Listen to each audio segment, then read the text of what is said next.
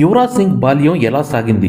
Junior cricket ఆడే స్థాయి నుండి ఇండియా టీంకి సెలెక్ట్ అయ్యి ఇండియా టీంకి వెన్నుముకలా మారటం వెనుక అతని కృషి ఎంత అనేది మనం ముందు వీడియోలో చూసాం. అయితే 2011 జనవరిలో ఇండియా సౌత్ ఆఫ్రికా టూర్కు వెళ్ళింది. ఆ సిరీస్ లో మొదటి మ్యాచ్ జరిగింది జనవరి 12, 2011.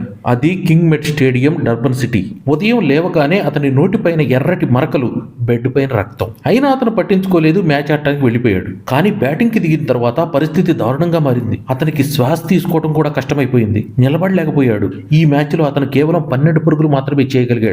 మ్యాచ్ అనంతరం ఫిజియోని కలిసి తనకు చెకప్ అవసరం ఉందని తెలిపాడు. అందుకు ఫిజియో వెంటనే స్పందించినప్పటికీ యువరాజ్ సిరీస్ అయిపోయిన తర్వాత చూసుకుందాం అని చెప్పి వాయిదా వేశాడు. కానీ సిరీస్ అయిన వెంటనే అతను 2011 వరల్డ్ కప్ ప్రాక్టీస్ లో మునిగిపోయాడు. 2011 వరల్డ్ కప్ అతనికి ఎంతో ముఖ్యం.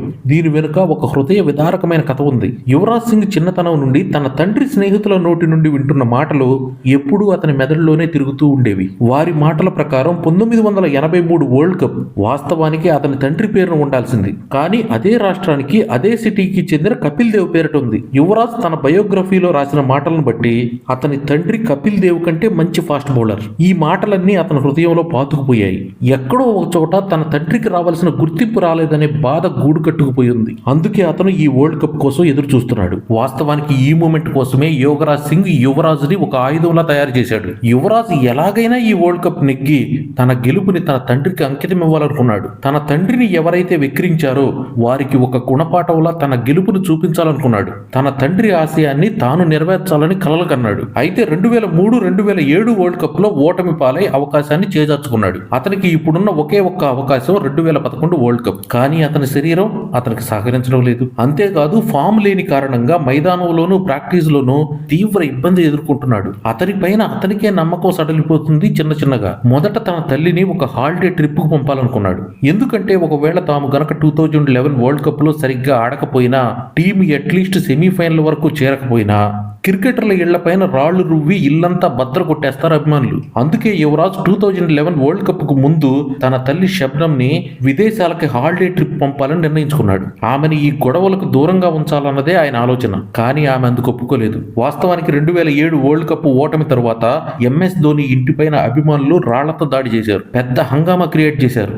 ఆ భయమే 2011 లో యువరాజును పట్టి పీడించింది. ఆ తరువాత 2011 ఫిబ్రవరిలో వరల్డ్ కప్ మ్యాచెస్ మొదలయ్యాయి. చాలా వరకు మ్యాచ్లన్నీ ఇండియాలోనే ఏర్పాటు చేశారు. కొన్ని మ్యాచ్లు మాత్రం బంగ్లాదేశ్, శ్రీలంకలో జరుగుతాయి. వరల్డ్ కప్ లో ఫస్ట్ మ్యాచ్ బంగ్లాదేశ్ తో జరిగింది. వీరేంద్ర సెహ్వాగ్ అద్భుతమైన సెంచరీ చేయడంతో ఇండియా ఈ మ్యాచ్ గెలిచింది. అయితే ఈ మ్యాచ్ లో యువరాజ్ సింగ్ కి బ్యాట్ పట్టుకునే అవకాశమే రాలేదు.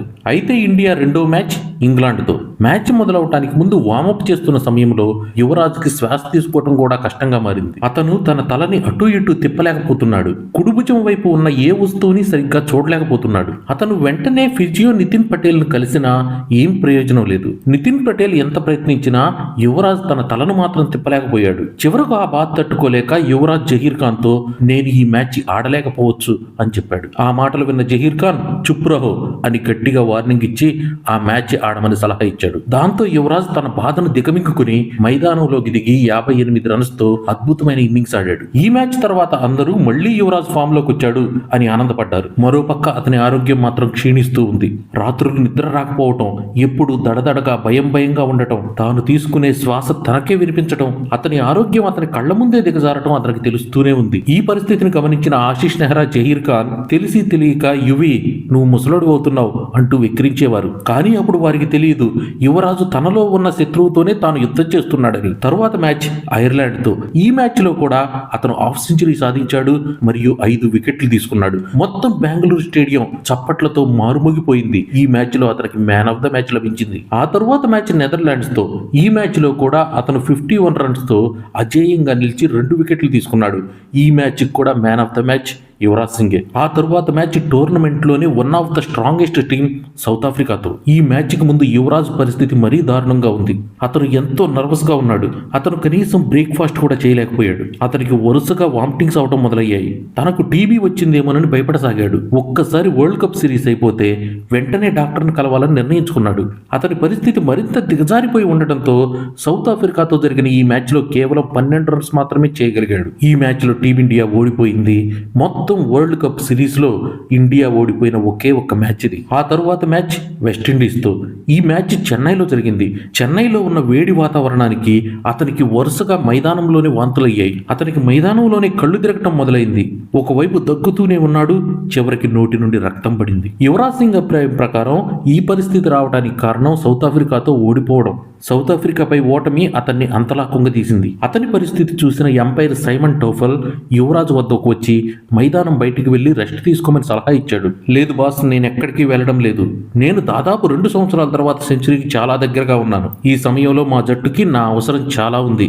ఒకవేళ నేను మైదానంలో పడిపోతే అప్పుడు నన్ను హాస్పిటల్కి పంపించు అన్నాడు కూల్గా. ఈ మ్యాచ్ లో యువరాజు అజేయంగా 113 పరుగులు చేసి 2 వికెట్లు కూడా తీసుకున్నాడు. ఇండియాని గెలిపించాడు. దాంతో అతనికి మ్యాన్ ఆఫ్ ద మ్యాచ్ కూడా లభించింది. ఇండియాకి తర్వాత మ్యాచ్ ఆస్ట్రేలియాతో, అది కూడా క్వార్టర్ ఫైనల్ అహ్మదాబాద్ లో. ఆస్ట్రేలియా అప్పటికే వరుసగా 3 వరల్డ్ కప్లు గెలిచి అభేద్యమైన టీంగా పేరుగాంచింది. అందులో 2007 వరల్డ్ కప్ అయితే ఒక్క మ్యాచ్ కూడా ఓడిపోకుండా ఆస్ట్రేలియా కప్పు కొట్టేసింది. అందువల్లనే ఈ మ్యాచ్ కి ముందు ఇండియా సిచ్యువేషన్ చంపు లేదా చావు. ఆస్ట్రేలియా ఈ మ్యాచ్ లో మొదట బ్యాటింగ్ చేస్తూ 260 రన్స్ సాధించింది. ఇందుకు జవాబుగా బ్యాటింగ్ దిగిన ఇండియా 180కి 4 వికెట్లు కోల్పోయింది. అందరి నోట ఒకే మాట, ఇండియా ఈ మ్యాచ్ ఓడిపోతుంది. అంతలో ధోని కూడా అవుట్ అయ్యాడు. మ్యాచ్ గెలవడానికి ఉన్న లాస్ట్ హోప్ కూడా పోయింది.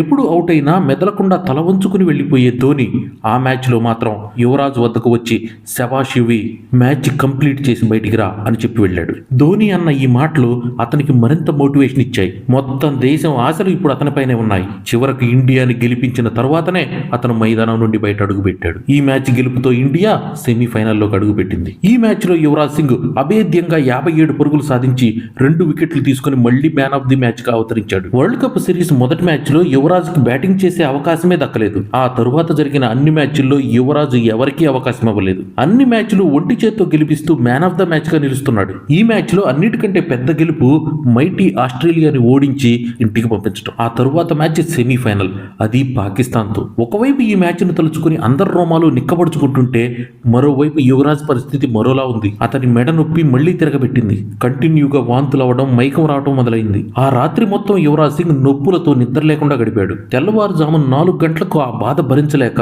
ఫిజియో నితిన్ వద్దకు వెళ్లినా ప్రయోజనం ఉండదు. నితిన్ ఎంత ప్రయత్నించినప్పటికీ యువరాజ్ సింగ్ నొప్పి మాత్రం తగ్గలేదు. అయితే ఈ మ్యాచ్ జరిగే ground Mohali Yuvraj Singh home ground. ఈ మ్యాచ్ లో యువరాజు ఒక్కటే బాల్ ఆడి డక్అవుట్ గా వెనుదిరిగాడు. టెండూల్కర్ అద్భుత ఇన్నింగ్స్ తో ఇండియా ఈ మ్యాచ్ గెలుస్తుంది.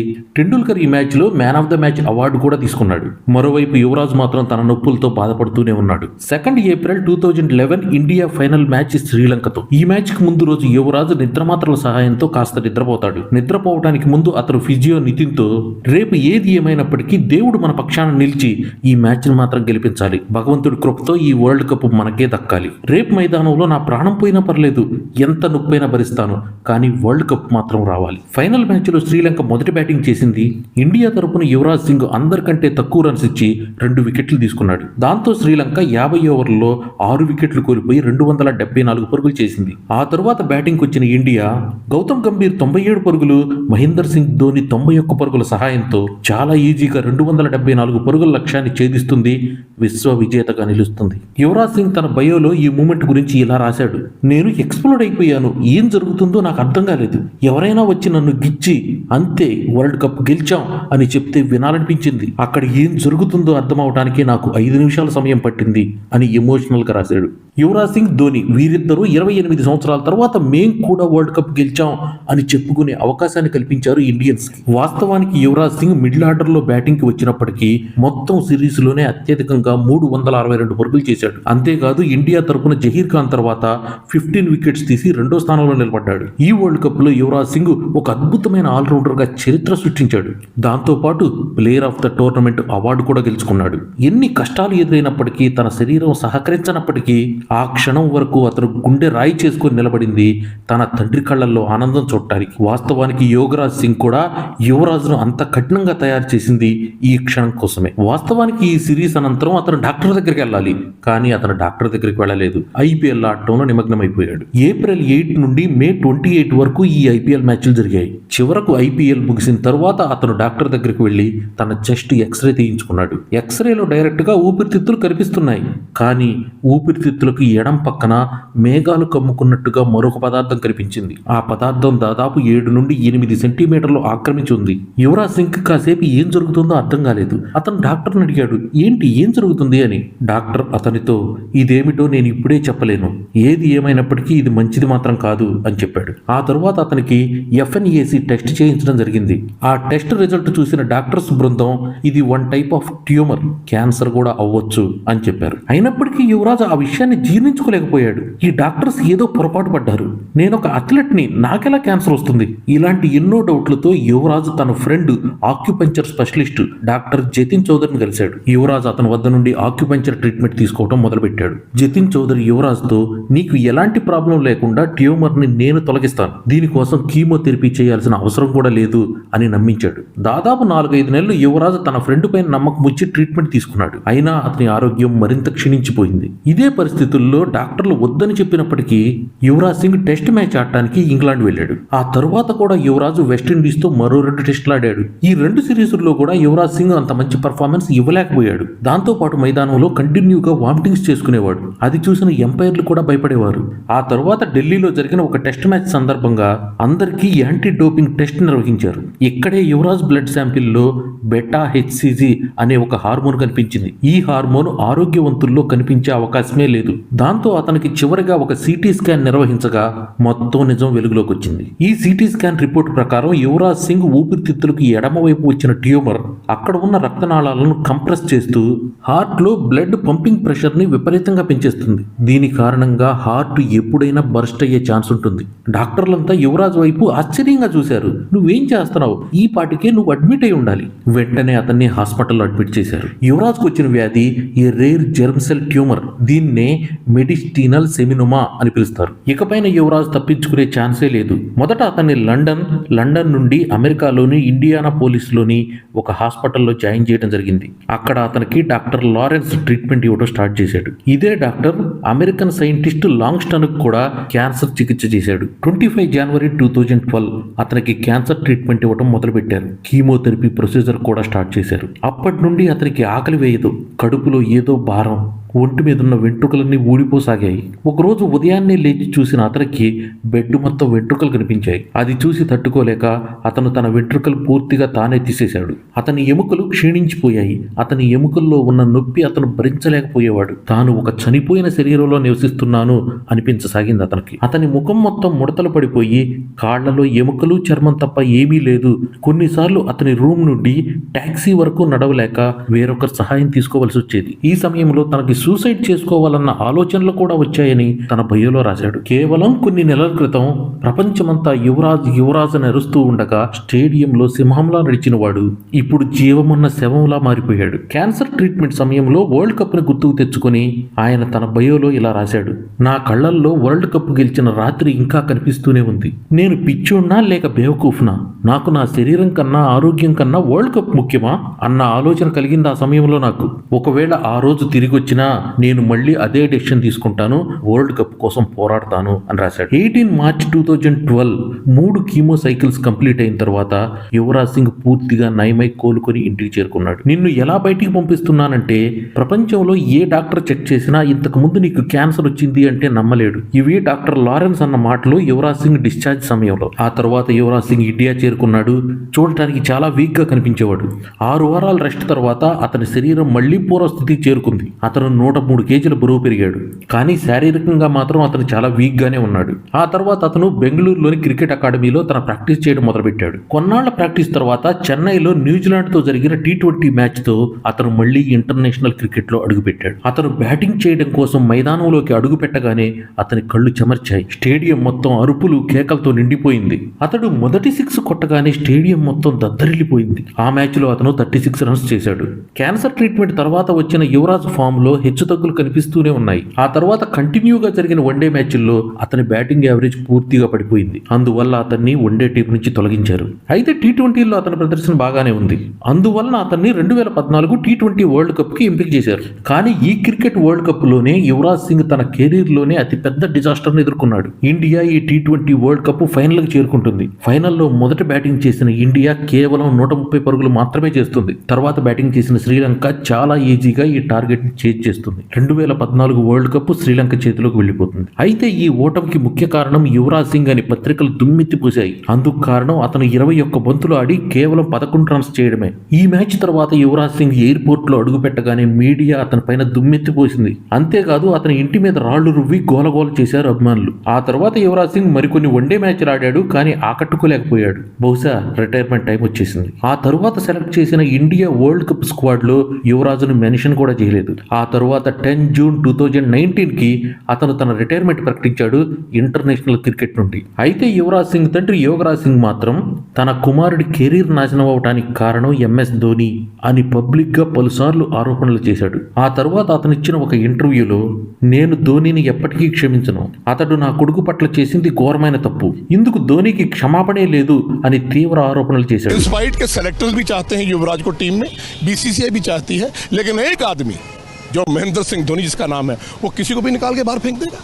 ఆ తర్వాత యువరాజ్ సింగ్ ఇచ్చిన మరో ఇంటర్వ్యూలో విరాట్ కోహ్లీ పైన కూడా తీవ్ర ఆరోపణలు చేశాడు. ఎంఎస్ ధోని, విరాట్ కోహ్లీ ఈ ప్లేయర్లంతా యువరాజ్ను చూసి భయపడతారు. యువరాజ్ సింగ్ ఒక గొప్ప ప్లేయర్, అతను వాళ్ళ సీటు లాక్కుంటాడు అని వాళ్ళు భయపడేవారు. కానీ యువరాజ్ సింగ్ మాత్రం ఎప్పుడూ ఈ విషయం గురించి మాట్లాడలేదు. అతను ధోని పైన ఎలాంటి ఆరోపణలు చేయలేదు. పైగా 2019 వరల్డ్ కప్ గురించి నాకు క్లారిటీ ఇచ్చింది ఎంఎస్ ధోనినే అని కూడా చెప్పాడు. సెలెక్టర్లు నీ వైపు చూడటానికి సుముఖంగా లేరు, నా వల్లైనంత నేను చేశాను అని చెప్పాడు ఎంఎస్ ధోని. యువరాజ్ సింగ్ మాటల ప్రకారం అతనికి టీమ్ మేనేజ్మెంట్ తరపున సపోర్ట్ దొరకలేదు. టీమ్ మేనేజ్మెంట్ సపోర్ట్ దొరికింటే అతను ఇంకో వరల్డ్ కప్ ఆడి ఉండేవాడు. నాకున్న ఒకే ఒక్క బాధ ఏమిటంటే 2011 తర్వాత నేను ఒక్క వరల్డ్ కప్ కూడా ఆడలేకపోయాను, అదే నా బాధ అని వెల్లడించాడు. ఒక్కసారి యువరాజ్ సింగ్ జీవితాన్ని, అతని క్రికెట్ కెరీర్ ని ఒక సినిమాలా చూస్తే ఆ సినిమాలో యువరాజ్ సింగ్ పాత్ర ఎంత ఉంటుందో ఖచ్చితంగా యోగరాజ్ సింగ్ పాత్ర కూడా అంతే ఉంటుంది. వాస్తవానికి యోగరాజ్ సింగ్ తన రిటైర్మెంట్ టైంలో ఒక స్టేట్మెంట్ ఇచ్చాడు. నేను యువరాజ్ సింగ్ ని సర్ గార్ఫీల్డ్ సోబర్స్,